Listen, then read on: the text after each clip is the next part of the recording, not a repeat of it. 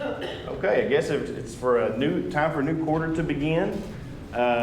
This is the first time I've actually full-time taught the auditorium class. I've taught back here in the back room, but I don't think I've ever taught by myself the full-time auditorium class. So really excited. And you'll see that word used a lot in this class because of the topic we're about to study. We're about to get into 1st and 2nd Thessalonians. And when I got this topic, I immediately saw that Jason Bridgman was teaching in the back class, and I kind of wondered why in the world did Jason Bridgman not get the 1st and 2nd Thessalonians topic, because of how excited that man is all the time. So this is, and the other thing I thought was, 1st and 2nd Thessalonians is only 8 chapters. So when I first saw that, I was like, well, I may need a little extra material, but as I started digging in and getting through it, I think we'll be just fine. I plan to do 12 lessons. Okay, so we will be off one of the lessons, of course, or 2 lessons for the gospel meeting. So we'll have a Sunday off and a Wednesday off during that gospel meeting week. So that should give us just enough to get exactly 12 lessons in for the quarter. So we should be right on pace to do that. The format of this class is I will go by somewhat of the book, especially in this first lesson. But I am going to also have some of my own stuff. Use a lot of the PowerPoint. That's one of the reasons that some people ask why I moved back here. I moved back probably about 10, 15 feet from where the person normally stands. Because we got these wonderful new screens. I wanted to use them to be able to see the PowerPoint. I need a lot of participation. If we're studying 1st and 2nd Thessalonians, we're about to study about a church that is completely just beyond excited to talk about God, beyond excited to share God's word, to be there for one another. Anything that they're asked to do, they are excited for. So I would love for you guys to be excited to be in this class. Feel free to speak up anytime. I really need your participation in this class to make it the class it needs to be. Before we get started, and this morning we're going to be talking about the introduction to 1st Thessalonians, a little background on the city, a little background on the book, a little background on the outline, how we're going to go through this book, and we're going to do that over the first couple sessions. And that's how I plan to do it. I usually plan to do about one whole lesson covering 2 classes. But before we begin, I'll ask Brother Kyle to lead us in an opening prayer. Dearly Father, we are so thankful for this time that we have to gather together to study from your word, to learn about the church in Thessalonica. I pray as we read through these two letters, I pray that we will do so with hearts that are open to learn and grow from their strengths, from their weaknesses, from the ways that they were focused and excited about your word, from the things that they struggled with. I pray that we will be built up and edified, that we will draw closer to you and closer to one another as we spend this time thinking about these congregations. I pray that you'll be with Ron as he leads our minds through this. Help him to have a good remembrance of the things that he has studied and prepared, and his words will come easy to him. And I pray that you will be with all of us as well, to be good disciples, Bible class students. We will come prepared. We will come ready to assist. We will come ready to grow and to learn. We love you, God. We ask all this in your Son, Jesus' holy name. Saw some people come in toward the end there. Does anybody need a copy of the book before we get going? Copy of the lesson, copy of the book. Okay. So I hope you guys got a chance to read both 1st and 2nd Thessalonians. What was your first impressions? What are some of your just? Of course, we're going to go through all this, but some of your just immediate gut reactions, and what do you think about after reading those 2 books? How do you feel? How do you? What do you think of the people? How do you feel about some of the lessons Paul's talked about? What's y'all's reactions? were people that were very focused on things outside of this life. They were focused on more than just the things that were going on in Thessalonica or going on around them. They were focused on eternity, on heaven. Okay, people very, very heaven focused. And as we're going to learn, coming from a background of a lot of pagan focus, okay? So a lot of background that had nothing to do with Christianity, but a people that immediately took something that was taught to them and immediately became eternally heaven focused. Okay, anything else? I'm sorry. I was saying how Paul complimented them. It was such a good letter. It wasn't a negative letter. You know, everyone has things to correct, and he wanted to stay that way. But they had come so far and done so well, and he was thrilled and so happy about it. Yeah, this letter. I almost find it that Paul sometimes in his letter is almost, I feel like, struggling to try and find something to tell them to do. Isn't that an awesome thing? I mean, think about Paul here, guys. Paul never short on words. Remember reading the Corinthian letters? I mean, that man can give you a list of things that need to get corrected. And he did have things for him. He realized that's not something that he didn't want them to be stagnant. He didn't want his comments to cause them to be puffed up. But his comments toward them very much lead you to believe that he was just as excited as they were of how they were acting toward God, how they were living as Christians, and how they were progressing as a church. Anything else? I found him to be very positive, like Julie said. Also, he went over it very simply, like pray, without ceasing, give thanksgiving. Simple words, hard to do, but he also reminded them that they would have struggles, as he was kicked out of Thessalonica after 3 weeks. So, they were aware of what they were going to be facing also as new Christians. Absolutely. As we're going to see here in just a little bit, there's very good reminders to them because they're kind of alone in that city. It's very similar to Corinth, as we're going to learn. Thessalonica has a lot of similarities to Corinth. There's a lot of opposition around them, and not just opposition of different belief, but opposition of persecution. There was, as Paul was driven out, there's many that lives were on the line in serving God in this city. So that's all the more impressive to Paul with how he hears of the news of this church. Michael? This kind of struck by as I read it, Ron, how much genuine affection Paul had for these people that he probably only known 3 weeks. Think about how much interaction he would have actually had with these brethren, and he is, some of the language is just really, really personal and intimate and like genuinely cares about him. You compare it to Corinth, I guess we studied Corinth not long ago, it's kind of on my mind. He was kind of torn about Corinth, he didn't know about those people. But this is just a very different feel about people that, in our minds, he didn't get to spend that much time with. Hey, he's, you can hear the gut-wrenching in Paul's words that he doesn't get to himself personally come back. He doesn't say this, but I feel he's got very much tones of almost being jealous that Timothy gets to go and get this response back from them, but for safety reasons, and he even says due to Satan not allowing it to happen, he's not able to come back at that time and visit these wonderful brethren. But certainly such tones of love from Paul's voice, such a short time.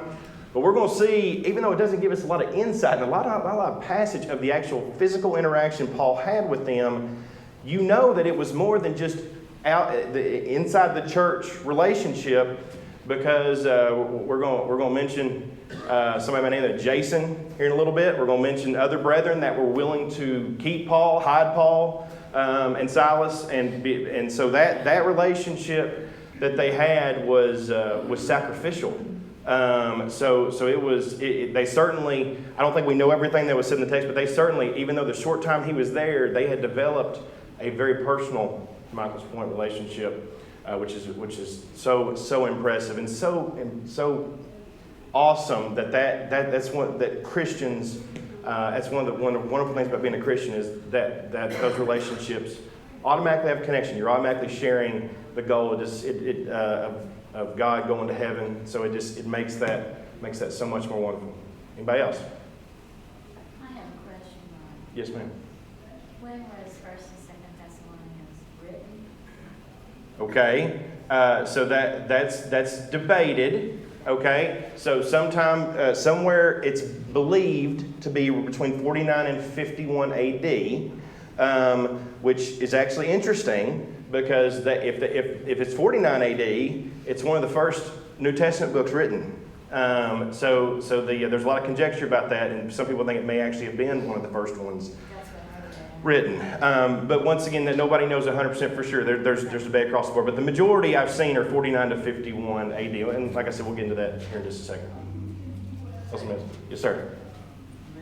You mentioned what a pagan culture the Church of Thessalonica came from. I think it gives us hope today for our culture.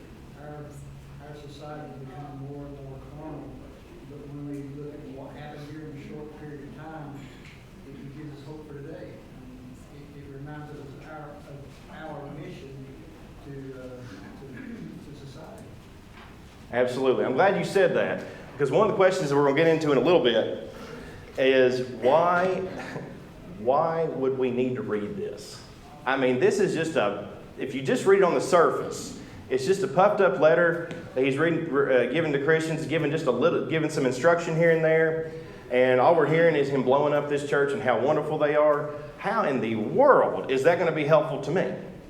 And some of those things certainly go back to some of the influences. We don't have so much just different gods circling us all the time, but we certainly have much opposition, much different belief that we're dealing with all the time. Sometimes we do feel like we're on an island. Sometimes where there's a lot of opposition we're facing. And the main thing that I want everybody to get through these lessons is you're going to learn about a church that's on fire for God. But man, I think this is the toughest thing for Christians to keep it lit. And it's one of the easiest things for the devil to make you think that it is still lit.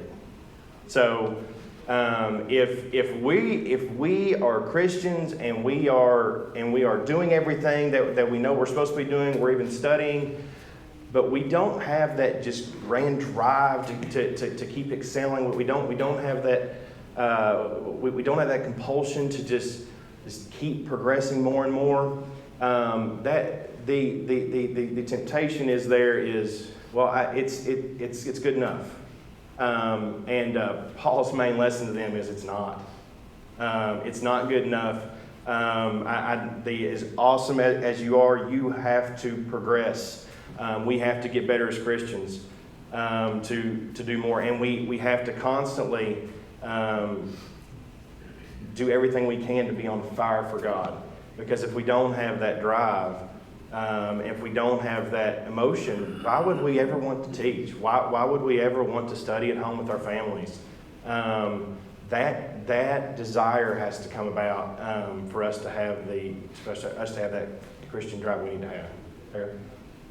We talked about Mike and I were talking last night about how this church could have just been around a year old when he wrote this letter, and he's getting into some pretty deep things, and I think it's a good balance between encouragement for new Christians while also warning that when you make a turn toward God, Satan's going to be there to throw something at you. You make a step toward growth, Satan's going to be there to make you doubt or trip you up, or somebody's going to persecute you. And so you don't want to come at a new Christian with that, when they get baptized, they watch out because Satan is around the corner. But he is, and so I think he gives a good balance of all the things that they're doing right, all the things that they're doing well, and then reminding them there's a section about your children of the light and that kind of enlightened culture they lived in like we do now. And people make you feel like you still believe in creation, like haven't you read a science book? To remember that they're the enlightened ones, and also to beware, because when this happens, remember these core things that I'm telling you. And I think it would be great for new Christians as well as older Christians to read.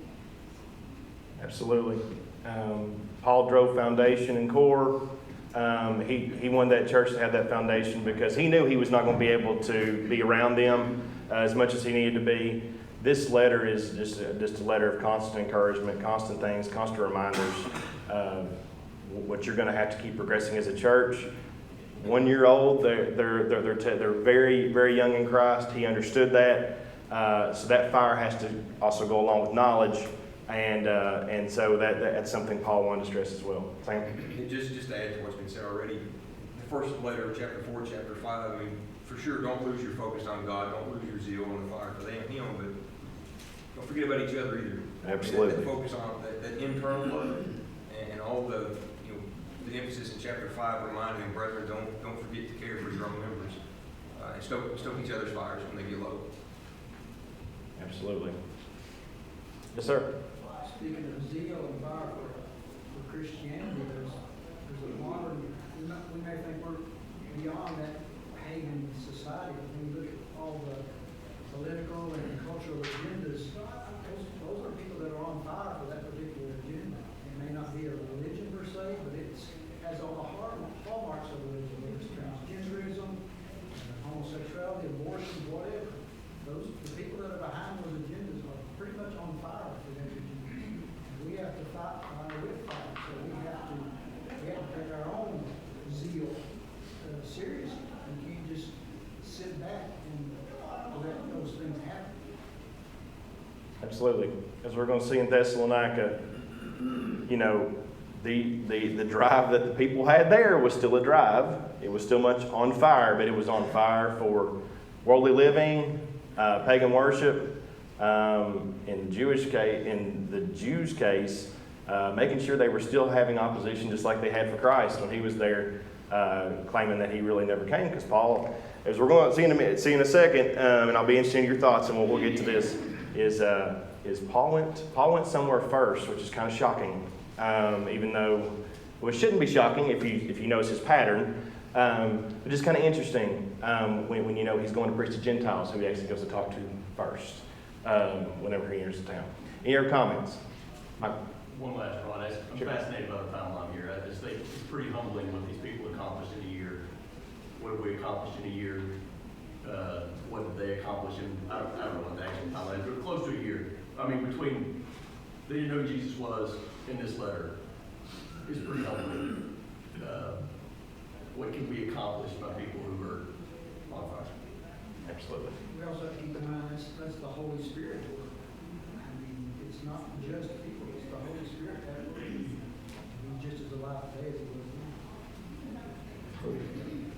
Ron, he focuses a lot on the second coming of Jesus at about the end of every chapter of your return. Or something.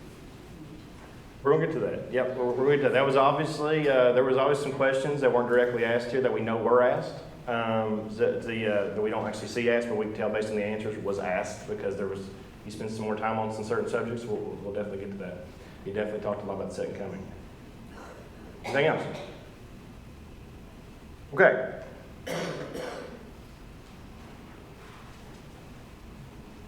So the city and the church, just a little introduction. We've already touched on a lot of this. Hope everybody can see that okay. Acts 16:9, main verse for this lesson. During the night, Paul had a vision of a man of Macedonia standing and begging him, come over to Macedonia and help us. Okay? And we call this what? Macedonian call. Okay? So isn't that one interesting? Okay? This actual call to Macedonia, it's not just a stunt, it's not just they're on my way. Okay? He actually had a vision, a call to go to Macedonia. Okay, come over and help us. Okay, that's our main verse for today.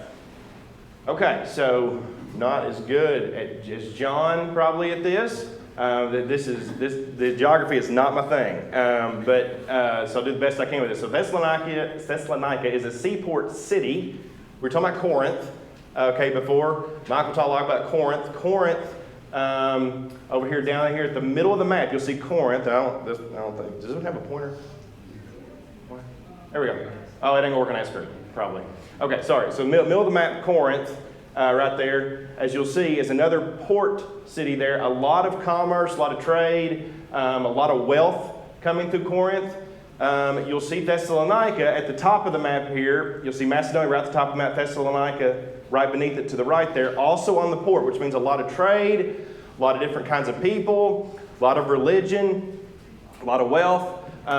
Very, very prominent city in this Roman province of Macedonia.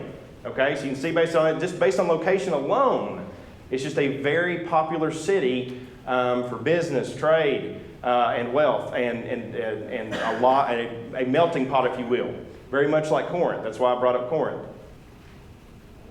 Okay, so I just mentioned it, but 3 words describe the city of Thessalonica. Okay, prosperous, makes sense. Once again, trade city, a lot of business coming through there, so very, very prosperous city. Prominent, as we're going to see here in a second, they were right between 2 major routes in Rome. So politically and business-wise, they were a major power locationally, and based on history, even potentially in war for strategy, for how they were set up, where they were located. So very prosperous, very prominent, and 3 P's, and a very pagan. Okay, and as you guys can probably guess, there was based on my study, mostly Roman and Greek gods, but potentially even some Egyptian gods and beliefs in here, just because of all the different cultures and beliefs that were in this city. But a lot of Roman and Greek gods. Various estimations on that. I didn't really dive deep into that because the more I kept diving, there was so much debate and opinion on potentially from 100 to up to 200 gods that were possibly believed around this whole region. Of course, you guys know some of the prominent ones, Zeus and one such as that, but many different gods. And as we'll see later, as a result, a lot of these worships and a lot of these pagan worships were very sexual tolerant, okay, immorality tolerant, and Paul directly hits on that later, okay. So that he knew something that was a major problem around that area, and he made sure and specifically mentioned that later. Okay, so Paul planted the gospel seed here, but due to violent Jewish opposition, Paul's stay was very brief. Okay, we'll get here into it in a second. But the first place he went to, in Acts 17, where was the first place he went to? He went to the Jewish synagogue. There is a ton of reasons and conjecture, because it doesn't directly say in Acts 17 why he went there first. But we're going to get into that and y'all's opinion of that here in a little bit. But he went there first. And even though we find there are Jews that believed, and we're going to see Jews that helped start this church, there is a lot of Jews that still are hanging on. That was not Christ. Okay? This is not Christ, and you are now still being associated with the apostles that we took down, that we've killed, and Jesus that we killed. So we're coming after you too.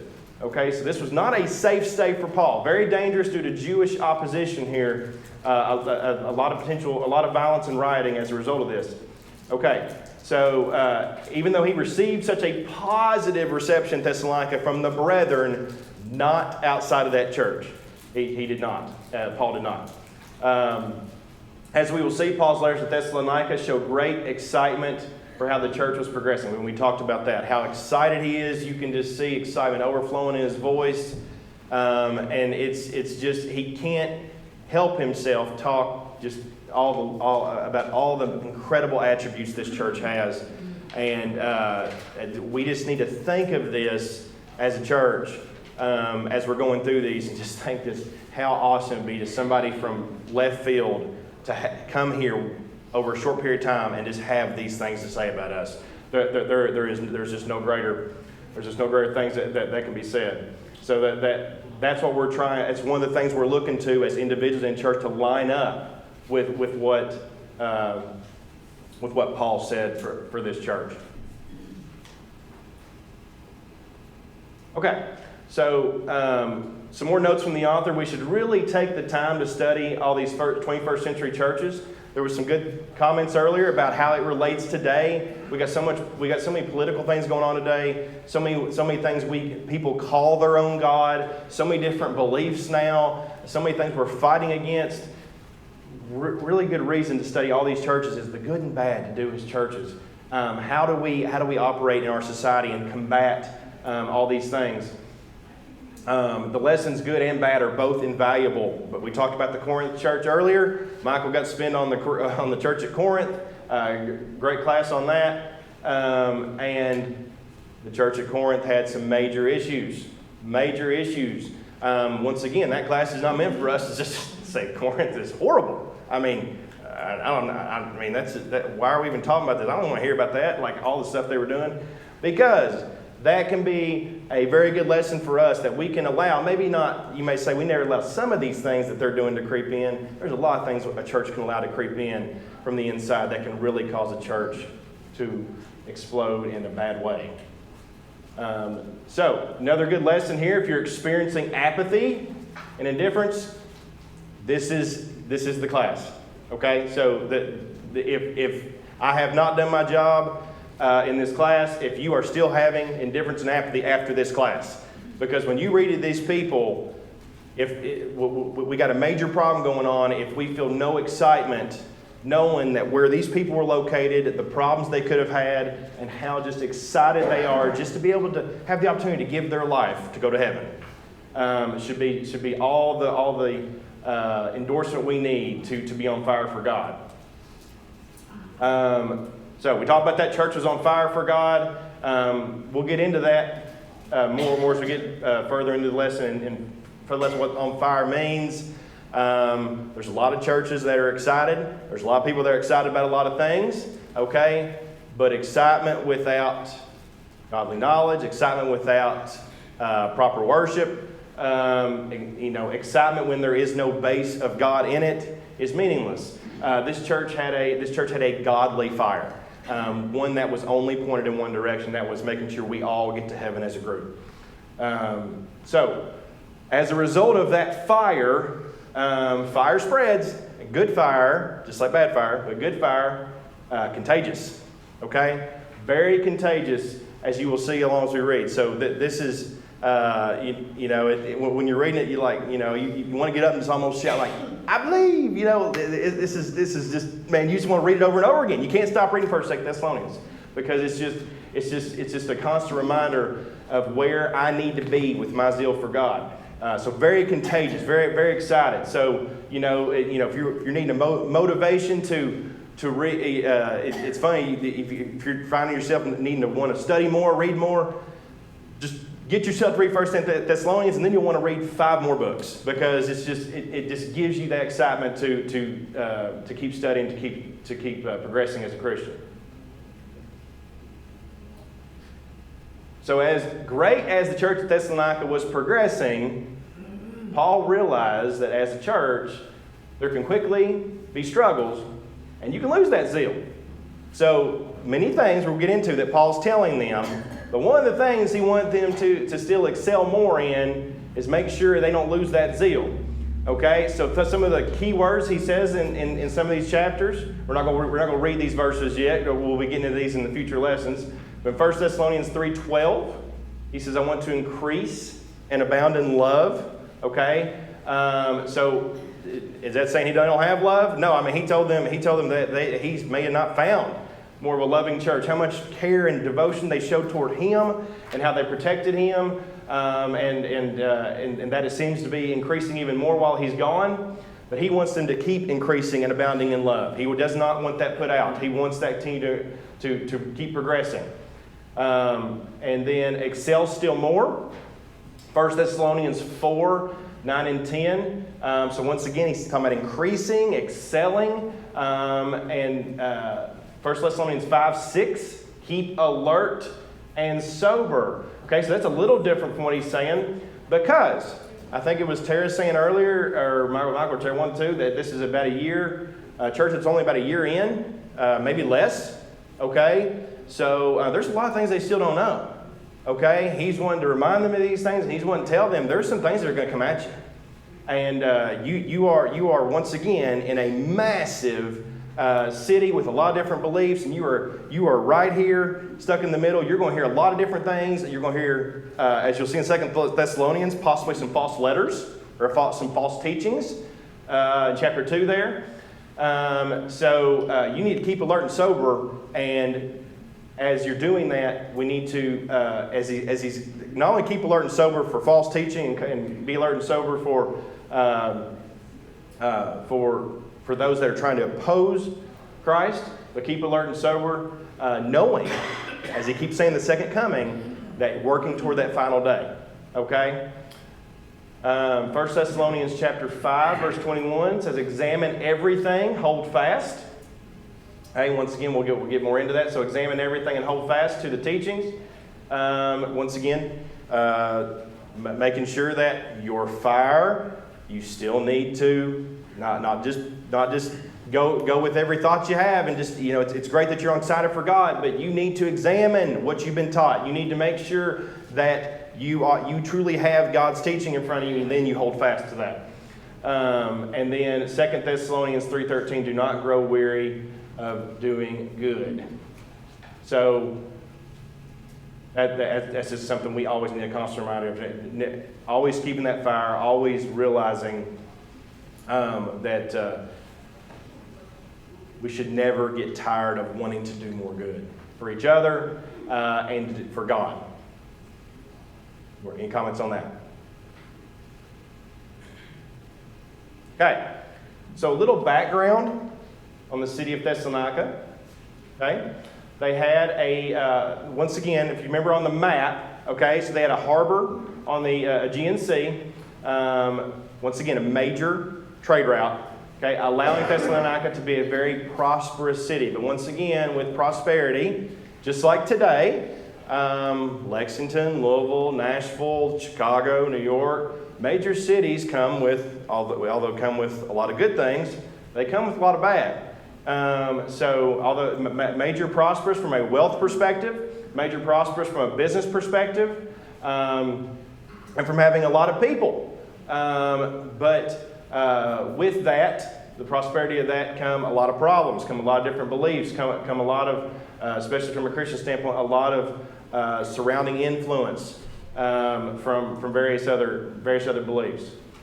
Now this is where I'm really going to screw this up. The city was also on the Via Egnatia. Am I saying that right? Egnatia?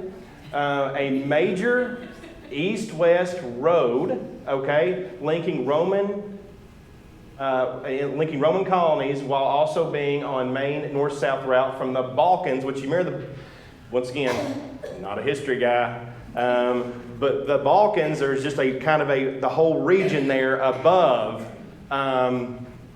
in the northern side of Macedonia there. So above, in the Roman province above Thessalonica.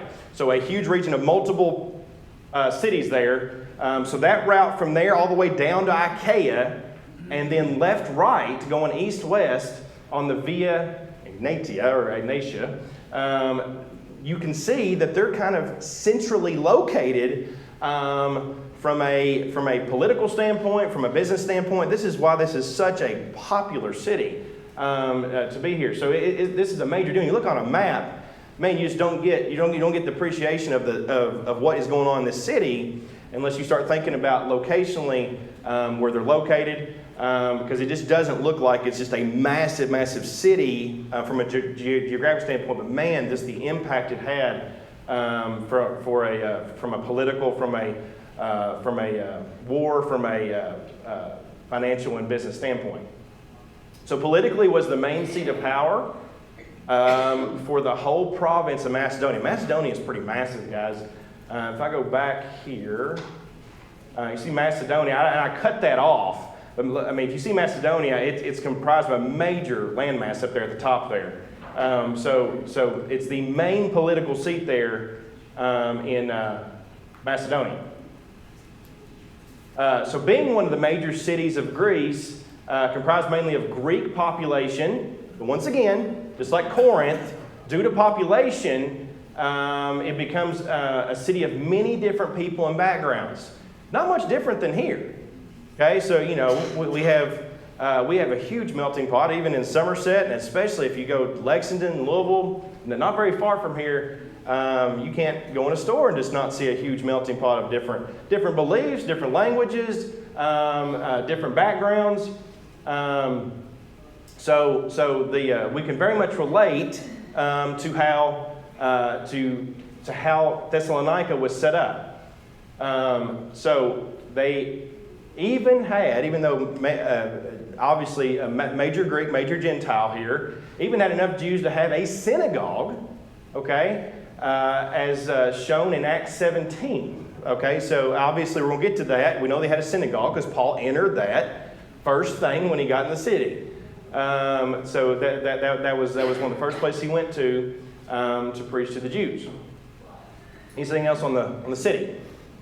Anything else anybody found on the city? Yes. I believe that Thessalonica is also a city that has its own government. Even though they're Roman, they're a free city. So they have their own council that can make laws and pass laws. And you see that in Acts 17 a little bit, that they're drawn before these city officials. But I don't think they had that very long. Maybe 10 or 15 years that they've been considered this city that had been set free. So still Roman, but Thessalonica is powerful enough to be considered its own free state. And you can imagine how a message like Jesus is the King of Kings would have clashed with the people that probably were very, they really enjoyed their newfound freedom and were afraid that at any point the Caesar could come and take that away. Everybody hear that from Kyle? So very, very interesting that at this time they may have actually had been very much a free country, very much a free city there, although very much a lot of Roman influence still were considered free, and as a result, imagine the impact when they're at the first, probably for most people, the first time they've heard about this Christ, and all the how odd that would sound to them, and the impact that would have on them, being self-governed, and how they're now operating as a city. Anything else? Anybody else got? We'll get to some of the. I wanted to save it for if y'all saw there's some discussion questions. We'll definitely get to more of those discussion questions on Wednesday more, because those are some really good ones. They're kind of open-ended discussion questions. We'll get to more on what you guys found out else. We'll get to what it actually is also called. But bonus points. Anybody know what else actually Thessalonica is called today, and what it was named after? Somebody's wife. Okay, we'll get to that. Thessaloniki. Okay, Thessaloniki. Okay, so as we'll see later, this city was actually named after. We'll get somebody's wife. We'll get to that somebody when we get to that question later. So if you haven't researched that will be a point I bring up in the first question, this discussion question. So that'll be kind of a little extra homework in class. See where the city first started, okay, and how it came about. Because it does lead you some of the influence on why it became how it did politically, because of some of the influence it had. Anything else about the background on just the city? Great comments, great thoughts. Just a few minutes left here. Background on the church, Thessalonica. Okay, so now we're on the church. So we did some background on the city. We already talked about it a lot and how it began. So why did Paul go to Thessalonica? I do want somebody to read for me real quick. Acts chapter 16, because Acts 16 and 17. We're all about the letters right now, but we got to know how the letters came about. And we want to know exactly how much impact, actually how much contact and how much actual preaching he did directly. Paul did directly with Thessalonica. As you can see, it's not a big section of chapter here, which is what led Terry Michael some of the comments they made earlier about just the impressiveness of how this was, which was very little time being with them. So let's start in Acts chapter 16. We will do 17 if we get the time, but I definitely want to start in Acts 16. And somebody read for me 6 through 10. They went through the region of Phrygia and Galatia, having been forbidden by the Holy Spirit to speak the word in Asia. And when they had come up to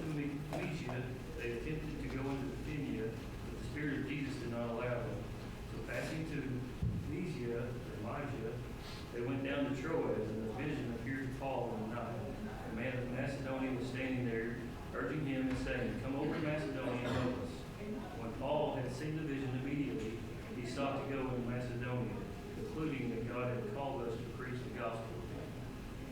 Okay, so this is just, y'all probably heard me say it before. Paul's my favorite. I mean, he's always been my favorite. If you want to learn just one of the main takeaways, or what I always get from Paul, that I want to do better at all the time, is when that man learns something he needs to do better, or something he just needs to do. I'm not going to map it out where, hey, I'll fit that in 6 months from now. Yeah, it's definitely on my route when I go over near Achaia and all that. I'll stop by, okay? He's gone. He is gone immediately. That to me is no different than if we know somebody's in need, if we know, whether it be spiritually, physically, if we know one of ours needs help, if our family needs to grow better, when do we need to fix it? When do we need to help this person? It is now. So Paul sees that as a Christian, we should have a different mindset than the world has toward how they behave toward their job, how we behave toward God, how we behave toward our families. When something needs to be done, Paul says, we need to go do that now. So although he wasn't technically just way far off the beaten path, this was not going to be the next city he appeared to be going to. So that vision told him, he took it. He's going to go directly to Thessalonica next after this vision. Once again, we call that the Macedonian call, the vision. Now let's go over to Acts chapter 17.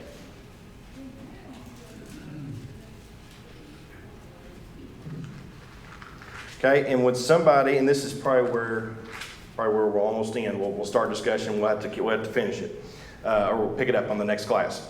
So Acts chapter 17. I want somebody to read. Let's see where I want to get here. Let's just start with 1 through 4. We'll get to the verse 9, 10 verses, but I want to start with 1 through 4. Now when they had traveled through Amphipolis and Apollonia, they came to Thessalonica, where there was a synagogue of the Jews. And according to Paul's custom, he went to them, and for 3 Sabbaths reasoned with them from the Scriptures, explaining and giving evidence that the Christ had to suffer and rise again from the dead, and saying, "This Jesus whom I am proclaiming to you is the Christ." And some of them were persuaded and joined Paul and Silas, along with a large number of the God-fearing Greeks and a number of the leading women. Okay. That's our. We'll pick up there. Okay. So some thoughts I do want you to come back with, because on one of them I for sure need help. It's leading women. Okay. What that might mean, what leading women means, why is he mentioning that, especially if it's a melting pot of men and women? Why does that matter? And why did he go into the synagogue first? Because as we just learned, he's also going to convert a lot of Gentiles and go see the Gentiles, as he does in all the cities. But he starts with the Jewish synagogue. Why is that? Why would he do that? Okay? And I do think it's more than that seems to be the pattern he's following in every city. Okay? So we'll get to that next time. I appreciate everybody's attention and comments.